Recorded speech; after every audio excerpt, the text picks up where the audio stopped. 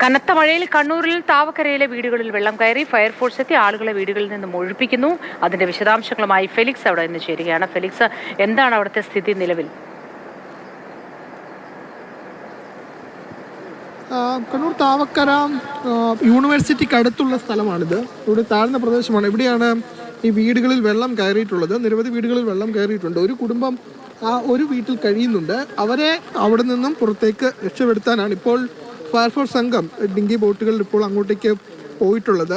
ആ വീടിൽ ഒരു അച്ഛനും അമ്മയും ഒരു മകനുമാണുള്ളത്. അവരെയാണ് ഇപ്പോൾ പുറത്തേക്ക് എത്തിക്കേണ്ടത്. അതിനായാണിപ്പോൾ ഈ സംഘം അവിടേക്ക് പുറപ്പെട്ടിട്ടുള്ളത്. ഇനിയിപ്പോൾ ആ കുടുംബത്തെ അവിടെ നിന്നും പുറത്തേക്ക് എത്തിക്കുക എന്നതാണ് ഏറ്റവും പ്രധാനപ്പെട്ട ദൗത്യം. ഇപ്പോൾ ഈ വഴിക്ക് ഇത് റോഡാണ്, പക്ഷേ റോഡിലൂടെയാണ് ഈ ബോട്ടുകളിൽ ഈ ഡിങ്കി ബോട്ടുകളിൽ ഇപ്പോൾ അവർ അങ്ങോട്ടേക്ക് പോയിട്ടുള്ളത്. അപ്പോൾ അത്രയേറെ ഉയരത്തിൽ വെള്ളം കയറിയിട്ടുണ്ട്. വീടുകളിലൊക്കെ തന്നെ വെള്ളം കയറിയിട്ടുണ്ട്. പക്ഷേ ഇവിടെയുള്ള മറ്റു വീടുകളിലെ ആളുകൾ അവിടെ നിന്നും പുറത്തേക്ക് ഇറങ്ങി നേരത്തെ തന്നെ ഇന്നലെ ഈ മഴ പെയ്ത സമയത്ത് അല്ലെങ്കിൽ ശക്തമായ സമയത്ത് തന്നെ അവിടെ നിന്നും ആളുകൾ പുറത്തേക്ക് പോയിട്ടുണ്ട്. ഇനിയിപ്പോൾ ഒരൊറ്റ കുടുംബമാണ് ആ പ്രദേശത്തുള്ളത്. അവരെയാണ് ഒഴിഞ്ഞു പോകാൻ ആവശ്യപ്പെട്ടിരുന്നതാണോ ഫെലിക്സ്?